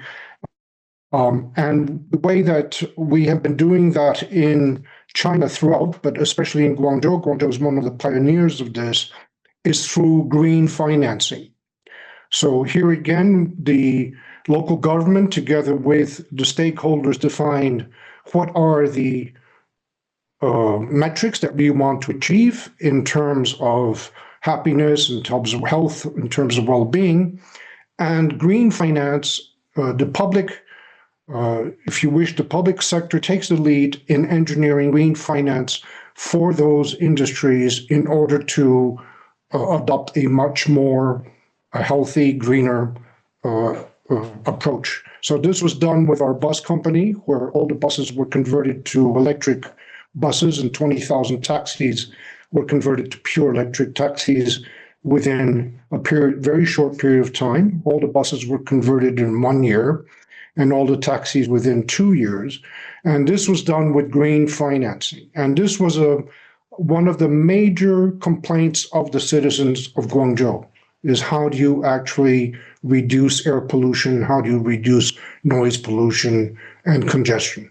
So I tried to answer the three questions using some examples from Guangzhou, but I think these are, there's much more food for thought on this. How do we measure progress in this aspect? How do we finance?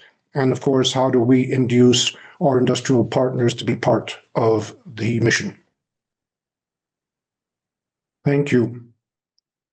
Thank you very much, Nicolas. It was clear. You answered the three questions. The examples you gave were very clear, and I take the opportunity to read the contribution of Nicolas Yu to the phase 1 of the GOLD Multimedia Journal. It is a wonderful piece of work based on the contributions, the candidates to the Guangzhou Award. Thank you also for this great article, Nicolas. The next speaker is Mari Cabrera. Mari, tú eres la Coordinadora General de Desarrollo Humano de la ciudad de Cuenca, en Ecuador. Tienes la palabra. Buenos días, muchas gracias por la oportunidad. Un saludo desde el sur de Ecuador. Voy a compartir en forma breve el trabajo que hemos hecho durante 2 años para incorporar en la gestión de un municipio las políticas de cuidado. Nuestro marco de referencia ha sido el desarrollo conceptual de la CEPAL y con esto hemos trabajado en el nivel macroestratégico y en el nivel programático. Sin duda nos falta mucho, pero también es importante decir que no comenzamos de cero, porque necesitamos sobre la marcha innovar los servicios sociales tradicionales que ya tienen los municipios. En este sentido, hemos incorporado la política de cuidados en la visión del cantón como igualdad de oportunidades y cuidados. Hemos incorporado esto a nivel del Plan de Desarrollo y Ordenamiento Territorial. Al Plan de Igualdad de Oportunidades, que es un plan que complementa el Plan de Desarrollo Territorial, le hemos dado un marco de Plan de Igualdad de Oportunidades y Cuidados. Y en el desarrollo de las líneas de política social, desarrollamos la construcción de comunidades de cuidado, en especial para apoyar la autonomía económica y el desarrollo integral de las mujeres con menos oportunidades. Hay temas en los que hemos avanzado, por ejemplo, en esta parte más estratégica, y hemos avanzado en poner en valor los servicios sociales tradicionales en Cuenca, como el cuidado de niños menores, cuidado de personas adultas mayores, cuidados de personas con discapacidad y centros y casas desarrolladas para mujeres en condiciones que viven violencia y para proyectos de desarrollo de su autonomía física, económica, con servicios, con una amplia gama de servicios. Entonces, estamos en un momento de pasar de los tradicionales servicios sociales a servicios de cuidado y comunidades de cuidado en las zonas donde hay mayores niveles de pobreza y exclusión. Nos falta bastante. Solamente en violencia hemos incorporado el trabajo con hombres para incorporar una nueva masculinidad y trabajar con agresores derivados de los sistemas de justicia. Y escuchando las experiencias, el desarrollo conceptual y las líneas de política que se han marcado en este espacio, nos deja ver la importancia de estar en estos foros que nos orienta la ruta que hemos trazado para integrar en Cuenca políticas de cuidado en el nivel estratégico y en el nivel programático. Muchas gracias. Muchas gracias, Mari. And now I will give the floor to Marc Martorell from the Time Use Initiative. Marc, you have the floor. Yes, thank you, Jordi. And thank you all for such interesting points and the whole discussion. It was really, we are really looking forward to see the next phase of GOLD. And for us, the Time Use Initiative, the essential part of considering what are the necessary infrastructure for cities to care is to consider time as a cross-sectorial issue, right? So be it in any kind of care work, be it paid care work or unpaid care work, especially, the most essential part of providing care is to consider time. The time isn't this essential, just to use some words that have been used in this meeting, that caregivers need to have for their own to provide care, right? If they don't have it, they lack of the simple fact of providing care at the short or at the long term. Therefore, for cities to consider how to provide this infrastructure for care, they need to go beyond the economic part, which was being reflected by one of the speakers of growth and of the economy itself, and consider time as a source of poverty. There is this, we at the Time Use Initiative consider time poverty being at the same importance of income poverty. And if one is time poor at the same time as income poor, it creates a poverty trap that you don't have enough time to improve your own job, improve your own profile, even to aspire for better situation. So for cities to work towards this new paradigm of well-being, they need to include time as a core issue, meaning to plan each policy with time and how such policies affect time and the time that of citizens. So yes, our proposal basically is to have an officer within the city administration that overlooks an officer and a team, of course, that overlooks how citizens and services spend time during the city, be it at day, be it at night, be it during working time and working hours, or even during leisure hours. So services provided by the city can be improved through that. And at the end of the day, care is considered as a way of caring not only for others, but also for oneself and for the community as a whole. Thank you.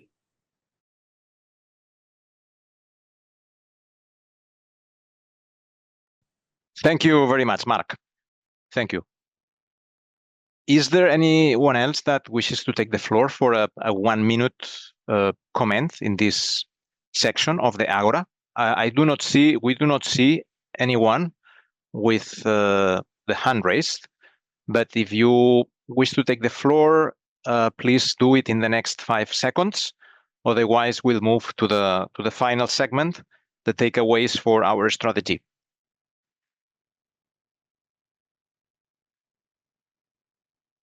No, 3, 2, 1. All right. So we go to the next segment. Let me try to summarize the richness of this exercise, or of this future envisioning exercise. We have been analyzing infrastructures, and we understand that we're still working on a collective definition of these infrastructures of care. It includes soft and hard. We consider infrastructures as an opportunity to shift the focus from individuals to systems. And we see these infrastructures providing a clear mechanism to redistribute and to reduce the burden of care work. Taking the initial document by the colleagues of IIED, Paula and Camila, great work. Physical, social, governance, and deliberation spaces that provide the scaffolding for the reproduction of collective and personal life. We heard physical from Montpellier, all public spaces from a child perspective, security, dimension, enjoyability. From COCODI, services and new essentials to reach often marginalized territories. COCODI, an infirmary in the city hall, pedestrian areas, several measures on garbage and against the disorder and for public transportation. Guangzhou, another scale of city, a metropolis, created 1,000 daycare centers, especially for migrant workers. Housing, Barranquilla, making home improvements for people with disabilities, bathrooms, low consumption utilities. So this was for physical. For social, what we heard? We heard from specific areas. Esteban Echevarria, promoting the participation of men in the systems of care. Montpellier, building an open city by the teaching of languages of all. Also Montpellier, a full food social security program. Moving from specific areas to general training, also in Esteban Echevarria and in Barranquilla, an interesting system learning center, seat plan for women. And holistic systems, the Incluyete Plus in Barranquilla, and the 2 very acute comments by Jordi Vaquer, the Secretary General of Metropolis. Non-systemic approaches will not have any effect. So we take systemic approaches first, and second, need to go beyond arguments for the already convinced, need to create vocabularies that cut through hostility and indifference. And we just also heard from Cuenca, placing care systems at the center of the plans of urban development and public policies. And we also heard about governance. In Esteban Echevarria, a territorial information system. In Guangzhou, green financing. Montpellier, cooperation with Bethlehem, Palestine, and the Arglen Valley in Morocco.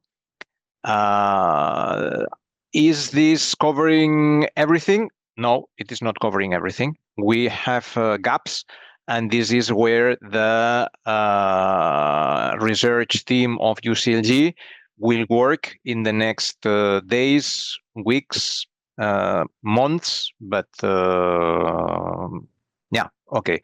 We will keep you involved and very involved by these next steps. You know that the research team of UCLG is also asked to close the circle between research, policy, and action. And we can guarantee in UCLG that all what we are learning in the research cycle of this GOLD VII is going to nourish our advocacy in the finance for development, in Seville, beginning of in this month of June, the World Social Summit in November, the High Level Political Forum, and certainly our Congress next year in Tangier. And this is advocacy. In policy, all the results of this research activity will feed new programs with the aim to reach all your cities around the world. Anna, you are the head of research in UCLG.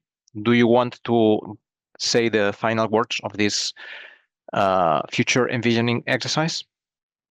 Thanks, Jordi. No, very briefly, for me, it's been a really enriching exercise where I have learned like lots of ideas that come up from the bottom up, like from the very concrete to more systemic and holistic approaches. I think it gives us a lot of food for thought, at least at the research department, to keep researching on care, on why do we need caring cities and territories? How do we make this possible, and which reforms are needed to indeed make it a reality?